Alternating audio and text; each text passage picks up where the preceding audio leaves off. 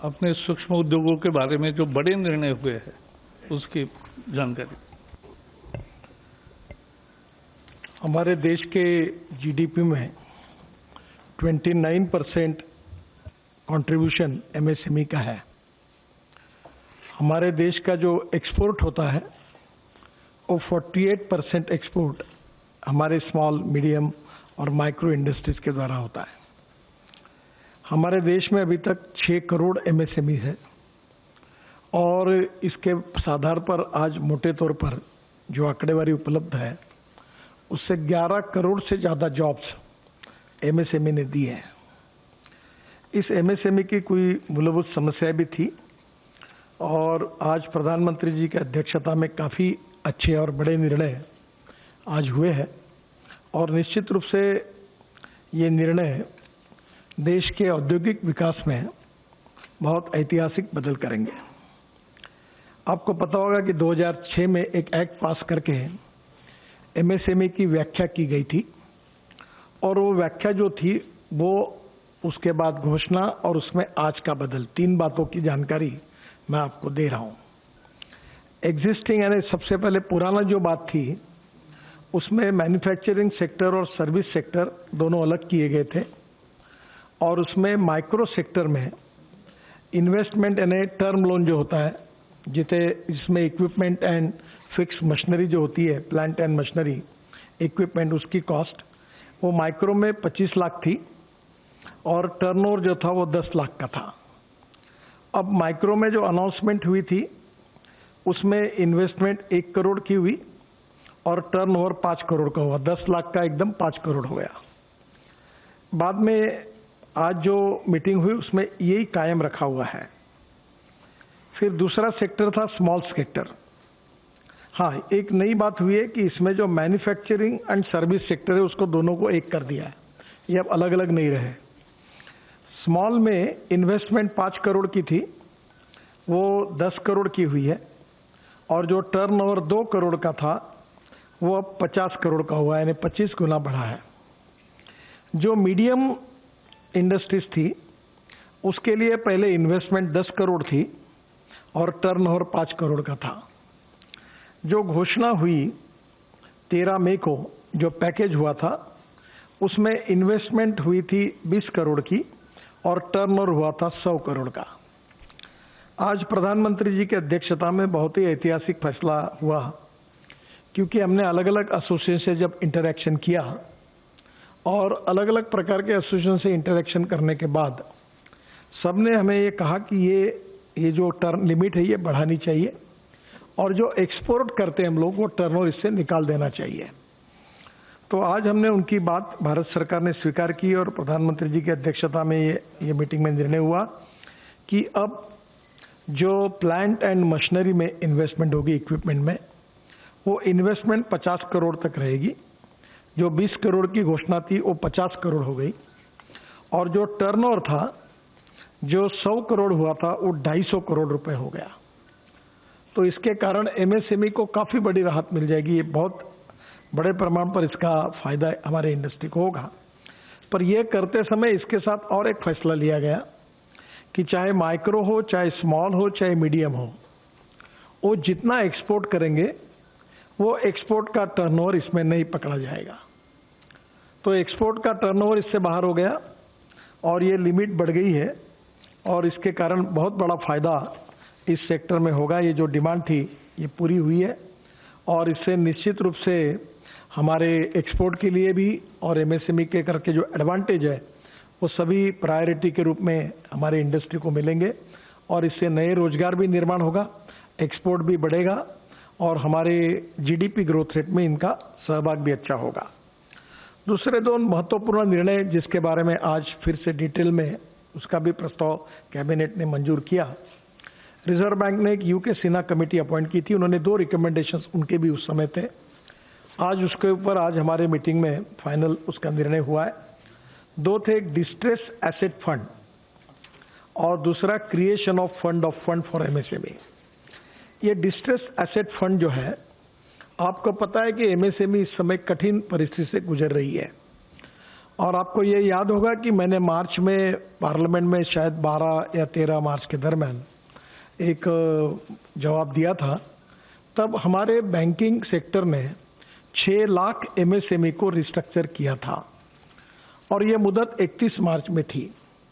बाद में आदरणीय वित्त मंत्री जी की अनुमति से ये मुदत हमने 31 दिसंबर तक की है और इसमें करीब 25 लाख एमएसएमई जो अड़चन में है उनका रिस्ट्रक्चर होने की उम्मीद है।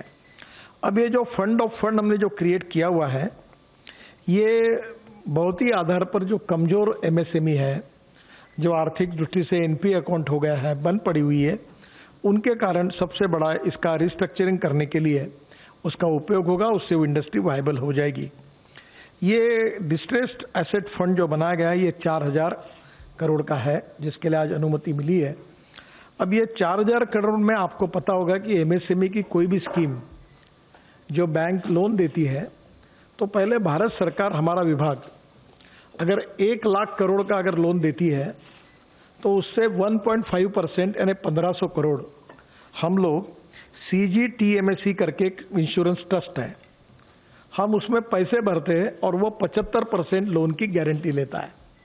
तो ये जो 4000 करोड़ रुपए है, ये जो फंड मंजूर हुआ है, इसको वैसे 10 गुना होना चाहिए, पर ये स्ट्रेस एसेट है, एनपीए में आए हैं, रिस्क है थोड़ी, तो 5 गुना करके ये होगा 20,000 करोड़ का। और ये 20,000 करोड़ का फंड है।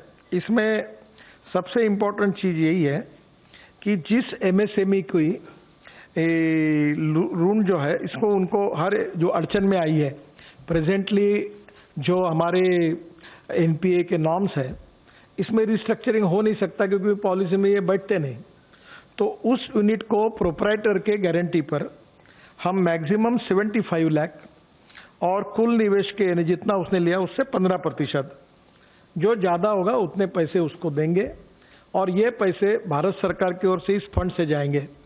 ये ऐड होने के बाद जो एनपीए के नॉर्म्स में जो अकाउंट नहीं बैठ रहा था उसका रिस्ट्रक्चर हो जाएगा और बंद हुई एमएसएमई चालू हो जाएगी। तो करीब इसका 2 लाख एमएसएमई यूनिट को फिर से शुरू करने में, जो वो विशेष रूप से डिस्ट्रेस में है, उनको इसका फायदा होगा। और ये फंड की आज मंजूरी आज कैबिनेट ने दी है और ये 20,000 करोड़ ये फंड का उपयोग होगा। दूसरा इम्पोर्टेंट निर्णय ऐसा हुआ है कि विशेष रूप से आपको पता है कि हमारे बड़े इंडस्ट्री जो होती है, जो आप 3 बातों में वर्ल्ड में इकोनॉमी में चर्चा होती है, इंश्योरेंस इकोनॉमी, पेंशन इकोनॉमी और शेयर इकोनॉमी। और ये जो बड़े इंडस्ट्री है, इनके शेयर स्टॉक एक्सचेंज में लोग लेते हैं, खरीदते हैं, ये आपको पता है। एमएसएमई को ये सहूलियत नहीं थी, तो अभी हमने एक 10,000 करोड़ का शुरुआती योगदान दिया है और इस फंड को बाकी के फंड ऐड करके ये 50,000 करोड़ का फंड बनेगा। और जो एमएसएमई एक्सपोर्ट करती है, जिनका टर्नओवर अच्छा है, जीएसटी रिकॉर्ड अच्छा है, आपको याद होगा कि बीच में नेशनल स्टॉक एक्सचेंज मुंबई में मैंने 20 एमएसएमई को कैपिटल मार्केट के लिए उसका लॉन्चिंग किया था।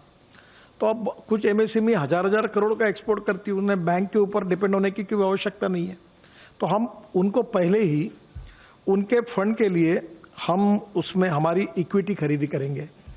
वो मैक्सिमम 15% है, जो भी है उसकी फंड उसमें हम खरीद सकते हैं और ये इक्विटी के कारण उनको स्ट्रेंथ मिलेगी। और फिर वो जब स्टॉक एक्सचेंज में जाएंगे तो उनका जो 10 रुपये का शेयर है उसमें हमने खरीद लिया तो उस ताकत में देगी उसको, और उसके बाद में उसका शेयर कभी 25 का होगा, कभी 30 का होगा, कभी 40 का होगा।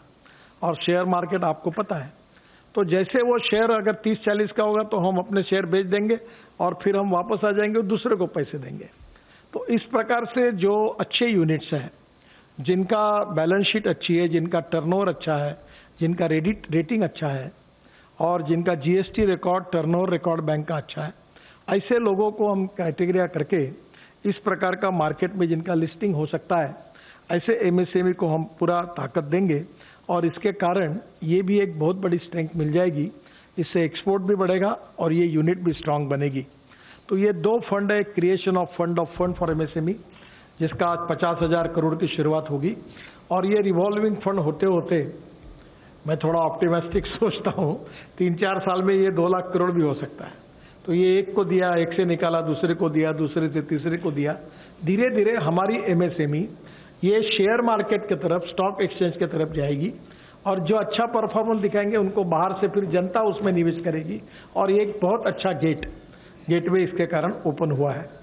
तो ये दोनों निर्णय फंड्स के बारे में, एक डिस्ट्रेस एसेट फंड और दूसरा ये फंड ऑफ फंड, और उसके साथ एमएसएमई की डेफिनेशन बदलने का जो निर्णय हुआ है, ये अपने आप में आज तक के इतिहास में, ये 2006 में था, बहुत बार ये डेफिनेशन बदलने के प्रयास किए गए थे पर वो संभव नहीं हुए। इस बार पूरी तरह प्रधानमंत्री जी ने इसको पूरा सपोर्ट किया, वित्त मंत्री जी ने किया, और मैं एमएसएमई मंत्री होने के नाते देश के तमाम उद्योजकों की ओर से, जो डिपार्टमेंट सबसे ज़्यादा रोजगार निर्माण करता है, जो डिपार्टमेंट सबसे ज़्यादा एक्सपोर्ट में कंट्रीब्यूट करता है और जो डिपार्टमेंट देश की वेल्थ में बैकबोन है, ऐसे डिपार्टमेंट में इन लोगों को स्ट्रांग करने का एक बहुत इम्पोर्टेंट पहल आदरणीय प्रधानमंत्री जी ने की है। इसके बहुत अच्छे परिणाम आने वाले समय में, इस संकट के समय में निश्चित रूप से उपयोगी होंगे और आएंगे। मैं प्रधानमंत्री जी का बहुत बहुत अभिनंदन इस विभाग का मंत्री होने के नाते इन तीनों निर्णय के लिए करता हूँ। बहुत धन्यवाद।